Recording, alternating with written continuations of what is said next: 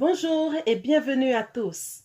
Comme je vous l'ai promis la semaine dernière, aujourd'hui je vais parler de la sophrologie et la spiritualité. Pour commencer, il faut savoir que la spiritualité est un sujet très vaste et il en existe plusieurs formes. Nous allons nous arrêter sur la spiritualité dans la religion chrétienne, puisque nous parlions du fruit de l'esprit. De façon générale, on peut définir la spiritualité comme une quête de soi, de générescence, de transcendance et de sagesse. Alors que la sophrologie est une philosophie qui vise l'équilibre entre le corps et l'esprit, et donc peut se mettre au service de la spiritualité. La sophrologie dispose des outils incontournables pour gérer ses émotions et maîtriser son existence. La conscience, qu'on peut encore appeler esprit en sophrologie, connectée au divin, sera en accord avec les productions de l'âme, ce que l'on assimile à la science. D'où la fameuse citation de François Rabelais, « Science sans conscience n'est que ruine de l'âme », selon laquelle, quand le corps n'est pas en équilibre avec l'esprit pour être inspiré par le souffle sacré du Créateur, à la conscience, à l'intelligence et à la sagesse pure, ne peut produire que la folie pour l'homme, de son prochain, de son environnement, bref, de l'univers visible. Il est donc important pour le bonheur de l'homme d'harmoniser son être, soit par la sophrologie ou par la foi chrétienne.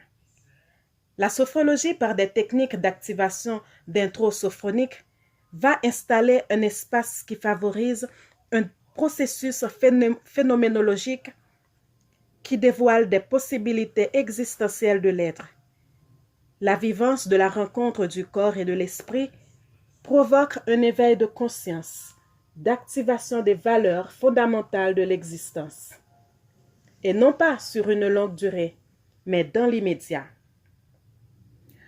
L'autre possibilité, c'est la foi chrétienne. L'éveil de la conscience du chrétien se fait non pas sur l'activation, mais par un long entraînement personnel et spirituel qui lui permet d'atteindre une maturité spirituelle. Cette croissance se fait par sa connaissance de Dieu, sa relation avec Dieu, son prochain.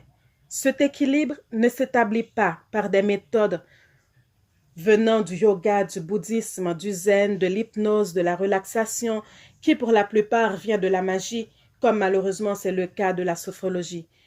Mais cette harmonisation de l'être vient par la prière, le chant, la méditation de la parole de Dieu, la lecture et la culture en soi du fruit de l'esprit dont nous avions parlé la semaine dernière. Je cite l'amour, la joie, la paix, la patience, la bienveillance, la bonté, la fidélité, la douceur et la tempérance. Si vous aviez aimé cette vidéo, merci de la partager et abonnez-vous pour ne rater aucune vidéo. Je vous remercie de votre écoute et à très bientôt.